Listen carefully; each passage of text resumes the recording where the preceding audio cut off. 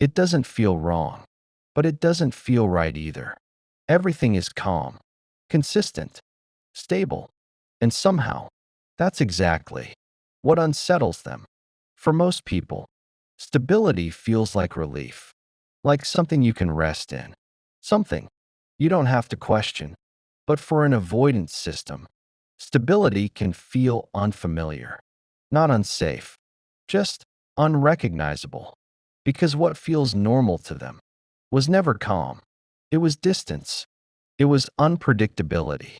It was learning to stay self-contained, to not rely too much, to not get too affected. So when something stable shows up, something consistent, something that doesn't require them to brace or withdraw, their system doesn't immediately relax. It pauses, it scans, it tries to understand what this is, because it doesn't match what they're used to. And that mismatch creates a subtle tension, not fear, uncertainty. Why does this feel different? Why is this so steady? What am I supposed to do with this? And those questions don't always reach conscious thought, but the feeling does. A quiet discomfort, a sense that something is unfamiliar. And unfamiliar doesn't always feel safe, even if it actually is. Because safety is not just about what's happening now, it's about what the system recognizes, what it knows, how to navigate. And for them, calm connection is not something they learned how to move through easily.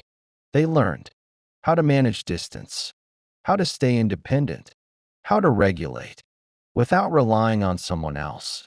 So when stability appears, it removes their usual strategies. There's nothing to manage, nothing to fix, nothing to create space from. And that absence of movement can feel strange, because now they are left with something else: presence, consistency, closeness. That doesn't fluctuate. And that kind of closeness requires something different. It requires remaining open, remaining engaged, remaining emotionally available, without interruption. And that's where the discomfort begins. Because staying open consistently feels more exposing than stepping in and out. It feels like there's no break, no reset, no space to return to themselves without it being noticed. And that continuous presence, even if it's healthy, can feel like pressure, not from you, from the experience itself, because it asks them to stay, to remain connected, without pulling back, without creating distance, without regulating through space. And if their system is not used to that, it doesn't feel calming. It feels unfamiliar. And unfamiliar creates tension, even when nothing is actually wrong, even when everything is going right. And that's the paradox. Because from the outside, this is what they should want: consistency, clarity, emotional safety. But from the inside, it doesn't immediately feel like safety. It feels like something they don't fully know how to exist in. And when someone doesn't know how to exist inside something, they don't relax into it. They monitor it. They question it. They try to understand why it feels the way it does. And that questioning creates distance internally, not from you, from the experience. They begin to observe the connection instead of just being in it, trying to make sense of the calm, trying to figure out why it doesn't feel the way they expected. And that subtle shift from experiencing to analyzing changes everything, because now they are not just feeling the connection, they are evaluating it. And when something feels unfamiliar, evaluation rarely leads to comfort. It leads to doubt, not loud doubt, quiet doubt.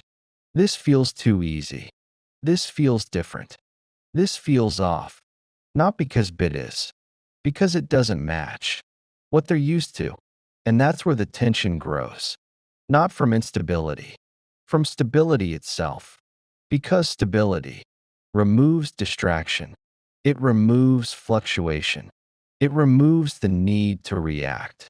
And what's left is stillness. And in that stillness, they feel everything more clearly.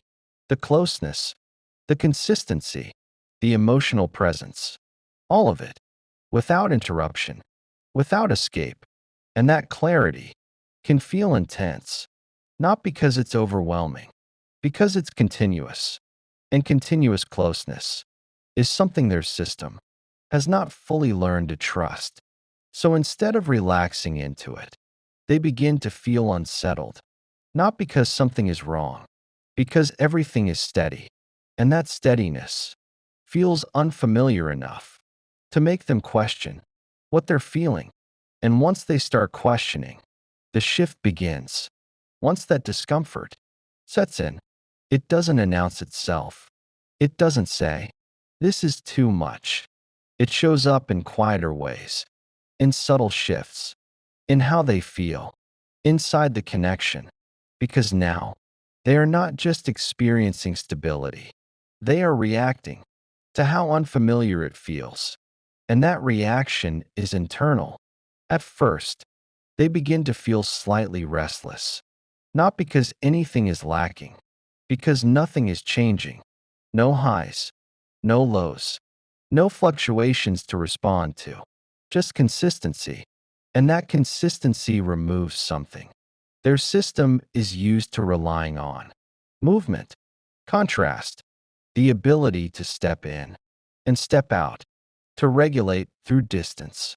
But now, there is no distance, no natural breaks, no emotional reset built into the dynamic. And that creates a subtle pressure, not from you, from the experience of staying present, staying engaged, staying emotionally available, without interruption. And that continuous presence starts to feel like something they need to manage.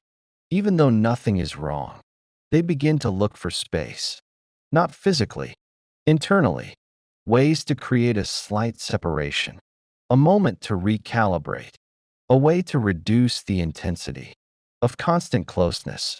And this is where small shifts begin. They take longer to respond, not intentionally, just enough to create space. They become slightly less expressive, not because they feel less, because they're trying to regulate how much they feel. They engage, but with more control, more awareness, more subtle restraint. And each of these adjustments does something specific. It reduces the sense of continuity. It introduces just enough distance to make the experience feel manageable again. And from their side, this feels necessary, like they are finding balance, like they are keeping themselves grounded. But from your side, it feels like a shift, because what was flowing easily now feels slightly interrupted. What felt natural now feels slightly measured. And that difference creates confusion, because nothing triggered it. Nothing changed on the surface. Everything is still good, still stable, still consistent. But something feels different. And that different comes from one place. They are no longer just in the connection. They are managing their response to it, because stability has removed their usual way of regulating. So now, they have to create regulation internally, through small adjustments, through subtle distance, through controlling how much they engage. And that control changes the energy, because now they are not just being present, they are pacing themselves, making sure they don't feel too much at once, making sure they don't stay too open for too long. And that pacing creates an uneven rhythm, not dramatic, but noticeable. Moments of closeness, followed by slight withdrawal. Moments of openness, followed by subtle containment. And over time, that rhythm repeats, because the root hasn't changed. Stability still feels unfamiliar. Continuous closeness still feels like something they need to regulate. So the pattern continues. They lean in, then create space. They open, then reduce. They engage, then slightly step back. Not consciously, automatically, because their system is trying to find a version of connection that feels sustainable, not overwhelming, not unfamiliar, just manageable. And in doing that, they recreate something closer to what they know, not instability, but variation, a subtle ebb and flow, a sense of movement that allows them to regulate, because constant stability doesn't give them that opportunity. So they introduce it themselves through behavior, through timing, through small shifts in presence. And that's what you begin to feel. Not rejection, not loss of interest, a change in rhythm, a connection that no longer feels fully steady, even though nothing externally has changed. And that's what makes it confusing, because you're still experiencing the same person, but not the same consistency. Because consistency is what triggered the adjustment, not something that went wrong, something that went right.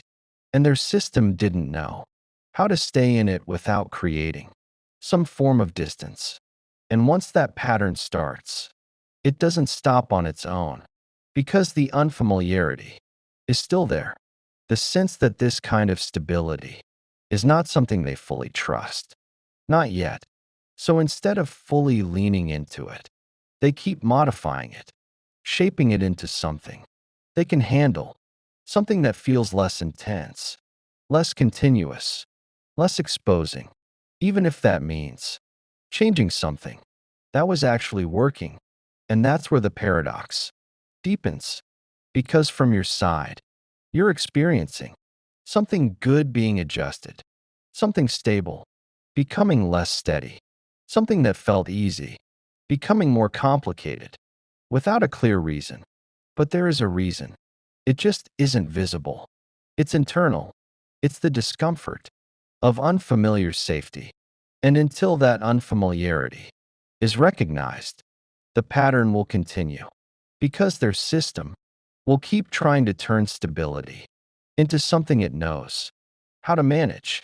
As that pattern continues, something deeper starts to form, not just a reaction to stability, an interpretation of it.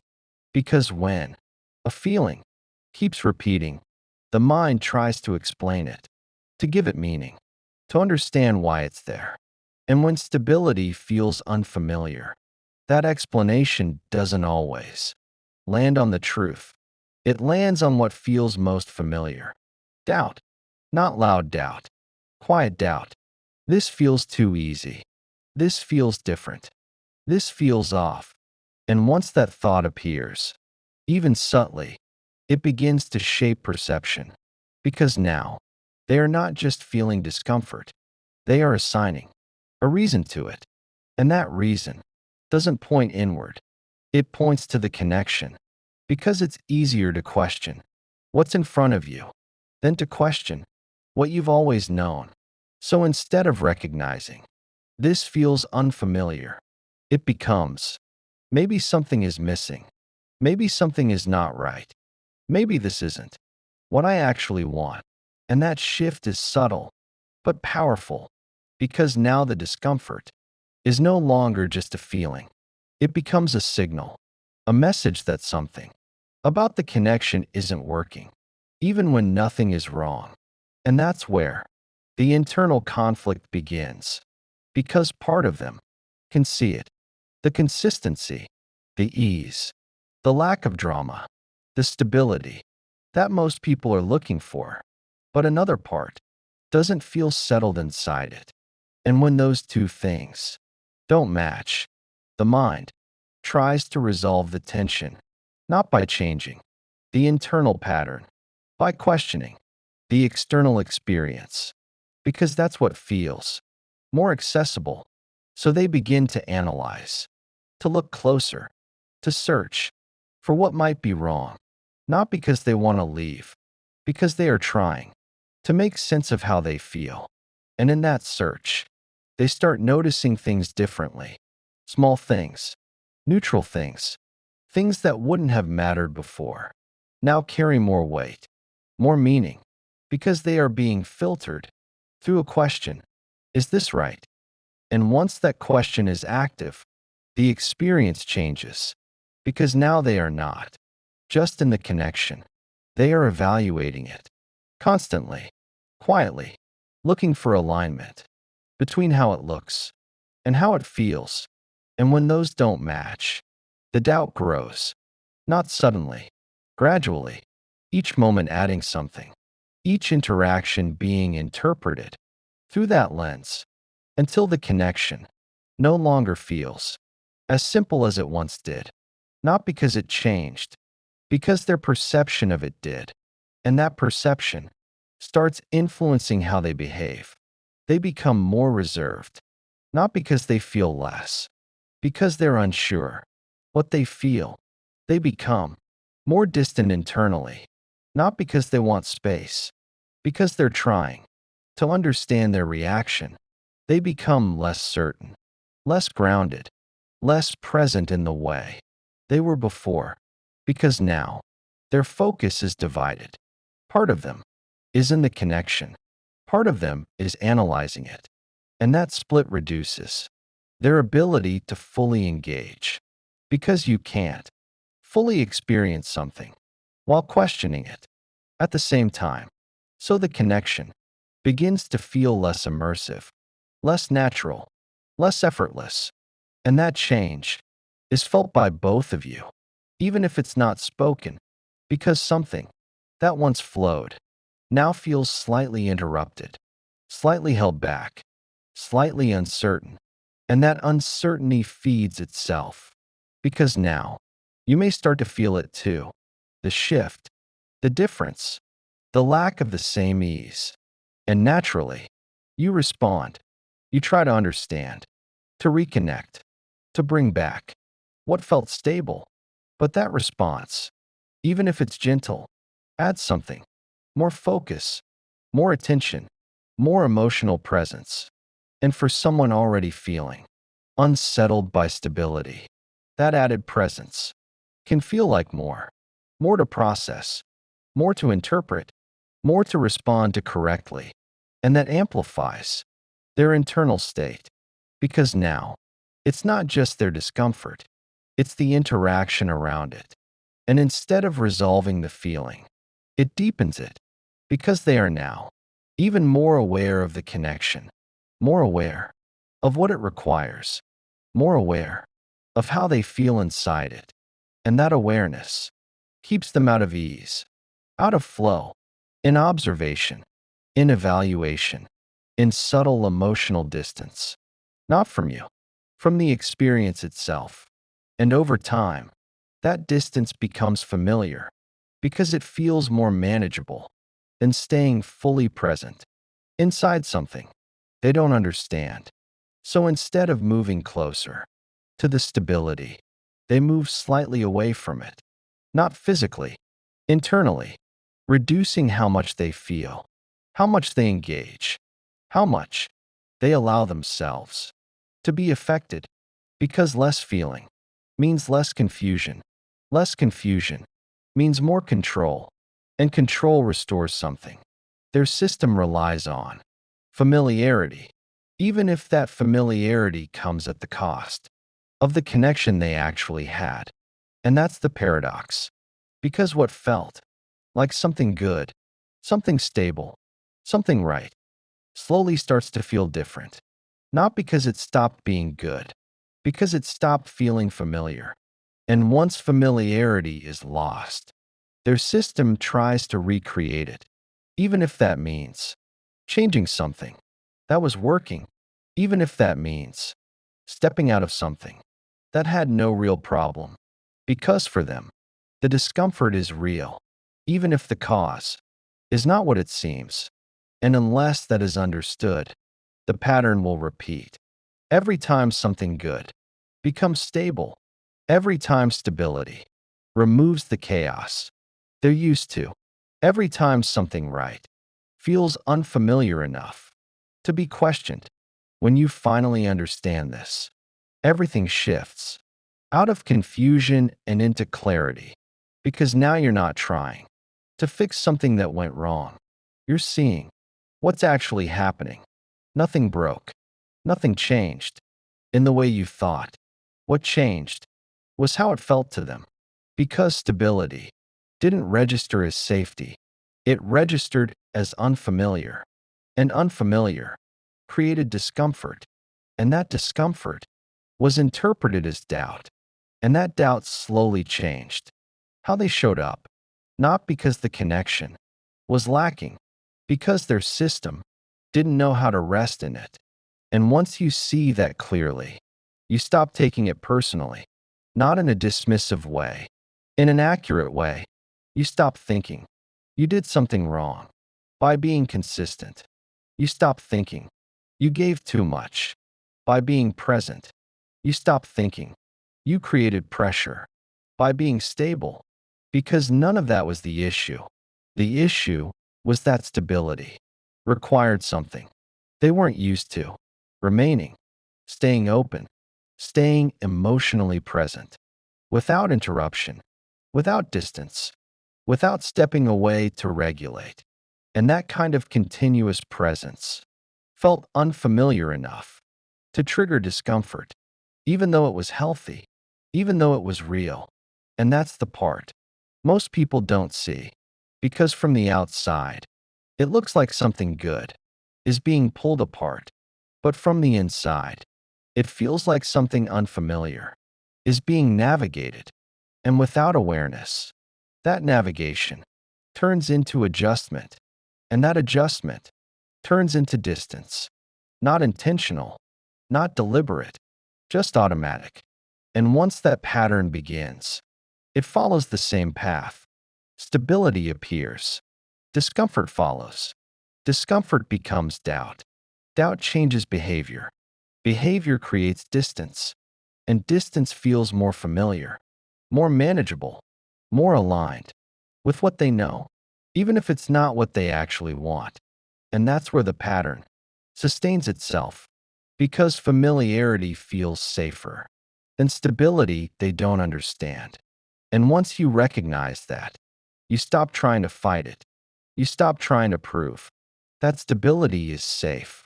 You stop trying to hold everything steady, hoping they will settle into it. Because now you understand, this is not about what you create. It's about what they can receive.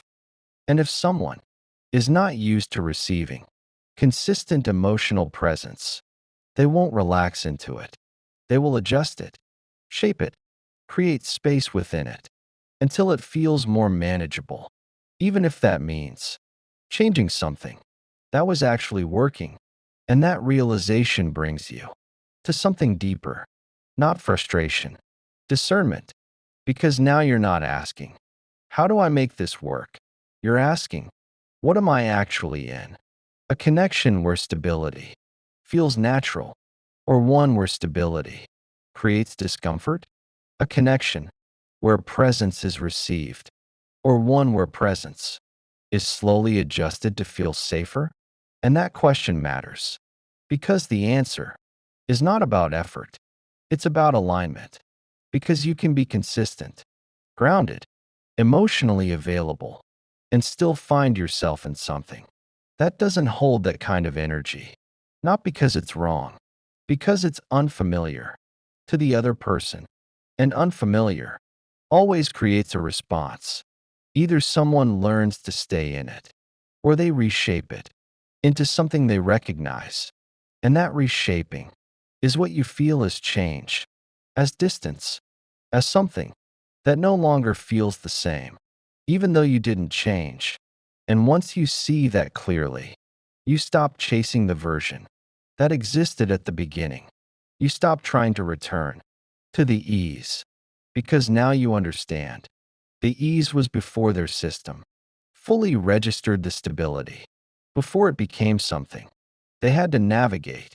And once it did, the pattern took over, not because they wanted it to, because it's what they know. And that clarity gives you something powerful: choice, not based on hope, Based on truth, do you stay in something where stability feels unfamiliar to the other person, where consistency creates subtle distance, where something good slowly gets reshaped into something more manageable but less open? Or do you choose something where stability feels like home, where presence is received without being questioned, where consistency doesn't create tension, it creates trust? And that choice, even if it's quiet, is everything. Because once you understand what you're experiencing, you stop trying to change it and start deciding if it aligns with you. And if this put words to something you've felt before, comment. Calm felt strange because that moment, when you realize it wasn't you, it was how unfamiliar something healthy felt to them, is the moment everything becomes clear.